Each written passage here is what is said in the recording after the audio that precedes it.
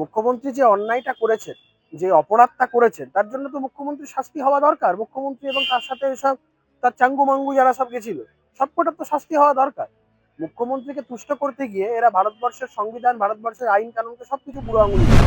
কালকে যখন মামলাটা হয়েছিল শুভ্রা ঘোষের ঘরে, ইডির একটা স্পেসিফিক স্ট্যান্ড ছিল যে আমরা কিছু সিজ করতে পারি, মুখ্যমন্ত্রীর কারণে আমরা কিছু সিজ করতে পারিনি। তো সেখানেই তো এস্টাবলিশ বিষয়। আবার এখানে আজকেও তো দাঁড়িয়ে সেটা সুপ্রিম কোর্টে কেন্দ্রীয় তদন্তকারী সংস্থার তরফ থেকে বা ইউনিয়ন অফ ইন্ডিয়ার তরফ থেকে তো স্পষ্টতই স্ট্যান্ড এক্সপ্রেস করা হয় যে তাদেরকে তো তাদের কাজ করতে দেওয়া হয়নি। মুখ্যমন্ত্রী নিশ্চয়ই ভয় পেয়েছেন কোনো একটা এমন বিষয় আছে, কিছু আছে যেগুলো সিজ হয়ে গেলে মুখ্যমন্ত্রীর চিন্তা বাড়তে পারে, মুখ্যমন্ত্রী রাতের ঘুম চলে যেতে পারে। হাইকোর্টের পর এবার একেবারে সুপ্রিম কোর্টেও রাজ্য আবারও ধাক্কা পেল, কি বলবেন? ধাক্কার কি আছে? যা করেছে তার কৃতকর্মের ফল ভুগতে হবে। সুপ্রিম কোর্ট ইডির অভিযোগ মান্যতা দেওয়া মানে মুখ্যমন্ত্রীর সেদিনকে মুখটা যতটা ফ্যাকাশে হয়ে গেছিল, আজকে গিয়ে দেখবে যাও তার থেকেও বেশি ফ্যাকাশে হয়ে গেছে। মুখ্যমন্ত্রী যে অন্যায়টা করেছেন, যে অপরাধটা করেছেন, তার জন্য তো মুখ্যমন্ত্রীর শাস্তি হওয়া দরকার। মুখ্যমন্ত্রী এবং তার সাথে এসব তার চাঙ্গু-মাঙ্গু যারা সব গেছিল, সবকটার তো শাস্তি হওয়া দরকার। মুখ্যমন্ত্রীকে তুষ্ট করতে গিয়ে এরা ভারতবর্ষের সংবিধান, ভারতবর্ষের আইন কানুনকে সবকিছু বুড়ো আঙুল দেখিয়েছে সেদিন। একটা তদন্তকারী সংস্থার তদন্তের মধ্যে এইভাবে একটা অন্য ল এনফোর্সমেন্ট এজেন্সি এইভাবে হস্তক্ষেপ করতে পারে না। আজকে সুপ্রিম কোর্টে এই বিষয়টা এস্টাবলিশ, তারা আজকে তো প্রাইমা ফেসাই এটাকে অ্যাকসেপ্ট করেছে অভিযোগগুলো। তো তাতে করে খুব স্বাভাবিকভাবে আমরা অপেক্ষা করে আছি যে এর বিরুদ্ধে সুপ্রিম কোর্ট প্র্যাকটিক্যালি অনেক কটা প্রেয়ার যেগুলো তাদের ছিল ইডিট, সেগুলোকে পজিটিভলি সুপ্রিম কোর্ট রেসপন্ড করেছে এবং তার পক্ষে অর্ডারও দিয়েছে।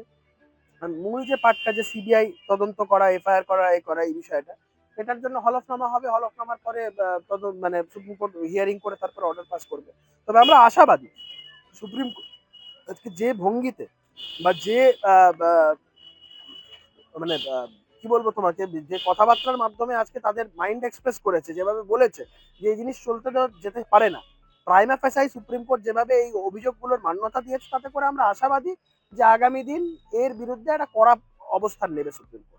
কিন্তু দাদা, এই যে বারংবার বলা হচ্ছে যে তদন্তে বাধা, সেই জায়গা দাঁড়িয়ে অ্যাডভোকেট জেনারেল কপিল সিব্বল তিনি বলছেন যে ইডি তল্লাশির অ্যাডভোকেট সময় জেনারেল না, উনি রিপ্রেজেন্ট করছিলেন রাজ্য সরকার। বলছে যে ইডি তল্লাশির সময় কোনো বাধা তৈরি করা হয়নি, মুখ্যমন্ত্রী শুধু একটা ল্যাপটপ আর একটা আইফোন নিয়ে এসেছেন, আর কিছু নিয়ে আসেননি সেখানে। কালকে যখন মামলাটা হয়েছিল শুভ্রা ঘোষের ঘরে, ইডির একটা স্পেসিফিক স্ট্যান্ড ছিল যে আমরা কিছু সিজ করতে পারি, মুখ্যমন্ত্রীর কারণে আমরা কিছু সিজ করতে পারিনি। তো সেখানেই তো এস্টাবলিশ বিষয়টা। আবার এখানে আজকেও তো দাঁড়িয়ে সেটা সুপ্রিম কোর্টে কেন্দ্রীয় তদন্তকারী সংস্থার তরফ থেকে বা ইউনিয়ন অফ ইন্ডিয়ার তরফ থেকে তো স্পষ্টতই স্ট্যান্ড এক্সপ্রেস করা হয়েছে যে তাদেরকে তো তাদের কাজ করতে দেওয়া হয়নি। মুখ্যমন্ত্রী নিশ্চয়ই ভয় পেয়েছেন কোনো একটা এমন বিষয় আছে, কিছু আছে যেগুলো সিজ হয়ে গেলে মুখ্যমন্ত্রীর চিন্তা বাড়তে পারে, মুখ্যমন্ত্রী রাতের ঘুম চলে যেতে পারে। তাই জন্য তিনি মরিয়া হয়ে জান প্রাণ বাজি রেখে একদম তিনি ঝাঁপিয়ে পড়েছিলেন সেগুলোকে সব নিয়ে পালানোর। ল্যাপটপ নিয়ে গেছে কি ফোন নিয়ে গেছে সব মানে কোর্টে আজকে বলা হয়েছে, কিন্তু সাথে সাথে বাংলার মানুষ সেদিনকে দেখেছে যে বান্ডিল বান্ডিল কাগজ নিয়ে মুখ্যমন্ত্রীর নির্দেশে পুলিশের লোকেরা যাচ্ছে, গাড়িতে রাখছে। মুখ্যমন্ত্রীকে এখন সবাই লোকে ফাইল চোর বলা শুরু করেছে। জনমানুষের মধ্যে হয়েছে ফাইল চোর মমতা। এটা শুনতে ভালো লাগে, রাজ্যের আমরা একজন বাসিন্দা হয়ে, পশ্চিমবঙ্গে একজন বাসিন্দা হয়ে, রাজ্যের বাসিন্দা হয়ে, একজন বাঙালি হয়ে এই পশ্চিমবঙ্গের মুখ্যমন্ত্রীকে লোকে ফাইল চোর বলছে। কিন্তু দাদা, সেই জায়গা দাঁড়িয়ে ইজি আধিকারিক যারা সেদিন গেছিলেন একেবারে রেডে, তাদেরও ফোন নিয়ে নেওয়া হয়েছে, এমন তাদেরকে মুখ্যমন্ত্রী তো নিয়েছে। রংফুলি রেস্ট্রেন্ট করেছেন মুখ্যমন্ত্রী, তাদেরকে এই তো অভিযোগ করেছে তারা। এবং আজকে সুপ্রিম কোর্টে এই অর্ডারটার পরে আলটিমেটলি সুপ্রিম কোর্টের মামলাটা শোনা, যারা যারা শুনেছেন বা দেখেছেন, আলটিমেটলি এটা তো বোঝা যাচ্ছে যে সুপ্রিম কোর্ট প্রাইমা ফেসি এই অভিযোগগুলোর সত্যতা মানছে, যে অভিযোগগুলো সত্য। নাহলে তো সুপ্রিম কোর্ট আজকেই মামলা ডিসমিস করে দিত। সুপ্রিম কোর্ট তো সেই জায়গায় দাঁড়িয়ে ইডির অনেক কটা প্রেয়ারকে পজিটিভলি অ্যাড্রেস করে তাদের ফেভারেবল অর্ডার দিয়েছে, এবং মূল প্রেয়ারটার ক্ষেত্রে এফিডেভিটের ডাইরেকশন এবং তারপরে যা অর্ডার দেওয়া সেটা সুপ্রিম কোর্ট করবে। রাজীব কুমারের সাসপেন্ড চেয়েছিলেন ইডি আধিকারিক। ওর কপালে খুব দুঃখ আছে। ইডি কোর্ট তো সাসপেন্ড করতে পারে না, ওরা সাসপেন্ড চেয়েছিল মানে ওরা বলেছিল অ্যাপ্রোপ্রিয়েট অথরিটিকে ডিরেকশন দেওয়ার জন্য সাসপেনশনের ক্ষেত্রে বা ডিসিপ্লিনারি প্রসিডিং ইনিশিয়েট করার জন্য। তো সেটা তো কোর্ট ওইভাবে ডিক্টেট করতে পারে না, বাট সেই প্রেয়ারটা তারা করেছিল। আমার মনে হয় সুপ্রিম কোর্ট এই বিষয়ে যথাযথ সিদ্ধান্ত উপনীত হবে। কারণ এটা তো খুব স্বাভাবিক, সুপ্রিম কোর্ট বলেছে যে একটা যেখানে আইনের শাসন আছে, সেখানে এক রাজ্যের সেখানে একটা তদন্তকারী সংস্থা তারা তদন্ত করবে আর অন্যজন বাধা দেবে, এবং পরবর্তীকালে তারা মানে এই তদন্তকারী সংস্থা আমরা এটা বলে সেই ঢালটাকে ব্যবহার করে তারা বেঁচে যাবে, এটা হতে পারে না। এই কথাটার মধ্যেই যথেষ্ট ইঙ্গিতবাহী। কিন্তু যে 20 কোটি টাকার হিসেব যেটা প্রতীক জৈনের কাছে যেত, যেমনটা ইডি সূত্রে খবর, সেই টাকার হিসেব নিতে গেছিলেন, তাহলে আমি বলতে পারবো না, মুখ্যমন্ত্রীর আমি ইডির লয়ার নই। তাদের তদন্তের কি পার্ট, তারা কি করতে গেছিল সেটা তারা বলবে। তবে ব্ল্যাটেন্টলি প্রাইম ফাসাই আমরা চোখের সামনে যে বিষয়গুলো দেখেছি, যে একটা তদন্ত করতে গেছে একটা তদন্তকারী সংস্থা, যেখানে গেছে তারা তৃণমূলের হয়ে তারা নির্বাচনী কৌশলের কাজ করে, তাদের অফিসে রেড করা, তার সেই কৌশলীর বাড়িতে রেড করার ক্ষেত্রে মুখ্যমন্ত্রী এতটা মরিয়া হয়ে গেলেন, তাদের বাড়িতে চলে গেলেন, অফিসে চলে গেলেন, বান্ডিল বান্ডিল কাগজ নিয়ে এলেন, ফোন নিয়ে এলেন, মোবাইল নিয়ে এলেন। এটা মানে বাচ্চা ছেলেও বুঝতে পারবে যে এর মধ্যে মুখ্যমন্ত্রীর কোনো ভেস্টেড ইন্টারেস্ট লুকিয়ে আছে। কিন্তু আদালত কি যন্তর মন্তরে পরিণত হয়েছে? মানে হাইকোর্টের যে চিত্র সেটা কি না, সেটা তো আজকে বলেছে যে ওদের এই যে হোয়াটসঅ্যাপ মেসেজের কথা, সবাই চলে এসো এ করো, ওটা তো কোর্ট বলেছে। যেটা কি যন্তর মন্তর নাকি যে সবাইকে ডেকে এনে বিক্ষোভ দেখানোর মতন বিষয়?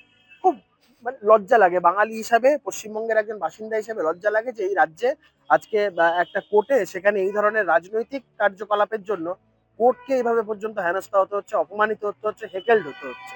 আজকে কলকাতা হাইকোর্টের মতো একটা প্রিমিয়ার ইনস্টিটিউশন, একটা চার্টার্ড হাইকোর্ট, সারা ভারতবর্ষের মধ্যে 3টে চার্টার্ড হাইকোর্ট, তার মধ্যে Kolkata chartered high court, one of the oldest high court, তার গায়ে আজকে এই ধরনের কালিচ্ছিটা লাগছে এই ধরনের অপদার্থদের জন্য। কিন্তু দাদা এত কিছুর পরেও মুখ্যমন্ত্রীর গ্রেফতারি কি আসন্ন? যে আমি বিষয়টা দিয়ে এইটুকুন আপনাকে বলতে পারি, বেশি মামলা সংক্রান্ত কথা বলা উচিত হবে না। মুখ্যমন্ত্রীর গ্রেপ্তারি সময়ের অপেক্ষা, মুখ্যমন্ত্রীর জেল যাত্রা সময়ের কিন্তু অপেক্ষা। অভিষেক ব্যানার্জি তো এখনো ধরা গেল না কয়লা না, কাণ্ডে। অভিষেক বন্দ্যোপাধ্যায়ের বিষয়টা খুব ইন্টারেস্টিং। তিনি এই বিষয়ে দেখবেন সব ব্যাপারে তার বক্তব্য থাকে, মন্তব্য থাকে, কিন্তু তার পিসি যে এত একটা বিপদের সম্মুখীন হয়েছেন, পিসির এই প্রায় জেল যাবে যাবে মতন একটা অবস্থা তৈরি হয়েছে, তার কিন্তু মুখে কোনো শব্দ নেই। তিনি আনন্দে সেবাশ্রয় করে বেড়াচ্ছেন। না, কিন্তু তিনি ডিজিটাল যোদ্ধার যে সভা তিনি যে রেখেছিলেন যোদ্ধাই সেখানে তো তিনি তিনি যে বললেন। তিনি যে যোদ্ধাই করুন আর যাই যুদ্ধই করুন, পিসির ব্যাপার নিয়ে কিন্তু খুব একটা উদ্যোগী হতে দেখা যাচ্ছে না।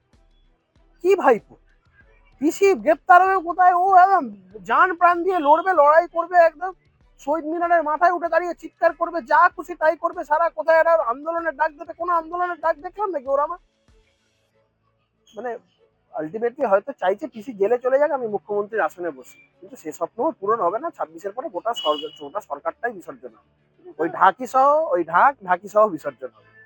কিন্তু দাদা একদিকে কপিল সিব্বল বলছেন যে নির্বাচনের আগে এভাবে ইডি রেড করতে পারে না, অন্যদিকে কল্যাণ ব্যানার্জি বলছেন যে আমি মুখ্যমন্ত্রী মমতা বন্দ্যোপাধ্যায় নয়, কিন্তু তৃণমূল নেত্রী মমতা বন্দ্যোপাধ্যায়ের হয়ে আদালতে দাঁড়িয়েছি আইনজীবী হয়ে। তো সেটা সেটা উনি বলতে পারেন, কিন্তু মুখ্যমন্ত্রী গেছেনই ওই জায়গাটায় তার কনস্টিটিউশনাল ইমিউনিটির কারণে। তিনি মুখ্যমন্ত্রী হিসেবে যে ইমিউনিটি পান, সেই ইমিউনিটিটাকে ঢাল করেই তিনি ওখানে গেছিলেন।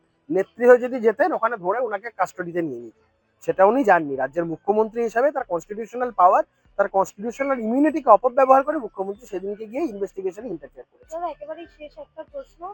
উত্তর কলকাতায় একেবারে মাথা ন্যাড়া করে তাও কমিটিতে স্থান পেল না কেন? কুণাল ঘোষ প্রশ্ন তুলছেন। কে?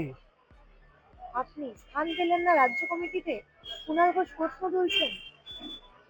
কুণাল ঘোষ একগাল দাঁড়িয়ে রেখে যদি এখন তৃণমূলের একটা কাউন্সিলরেরও টিকিট না পায়, তা আমি কি করতে পারি বলুন? কুণাল ঘোষ যদি এখন আমাকে নিয়ে এত চিন্তা হয়, কুণাল ঘোষ যদি আমাকে এত ভালোবাসে, বলবেন রোববার বাড়িতে ডেকে মাংস ভাত খাইয়ে দেবো। কুণাল ঘোষের এই ভালোবাসার জন্য আমি কুণাল ঘোষের প্রতি কৃতার্থ। আর কুণাল ঘোষের জেনে রাখা উচিত, এটা তৃণমূল কংগ্রেস দল নয়, এটা ভারতীয় জনতা পার্টি। সবার জন্য নির্দিষ্ট নির্দিষ্ট কোনো কাজ আছে। আমি আমার পার্টির দেওয়া নির্দিষ্ট কাজ, তার মধ্যেই আমি আছি। এবং আমরা সবাই, আমি দেখেছি ওরা একটা খবরের কাগজ আছে না, ওর খবরের কাগজটা পড়ে না, ঠোঙা হিসাবে বেশি ব্যবহার হয়। ওই যে খবরের কাগজে খবরগুলো করেছে, ওগুলো ঠোঙা আর হাত টাত মুছতে বেশি ব্যবহার হয়। 4-5 পিস লোক আছে যারা ওই খবরের কাগজটা পড়ে, ওখানে ভুলভাল ওর তো বাড়ির লোকের কাগজ ওই সবগুলো করে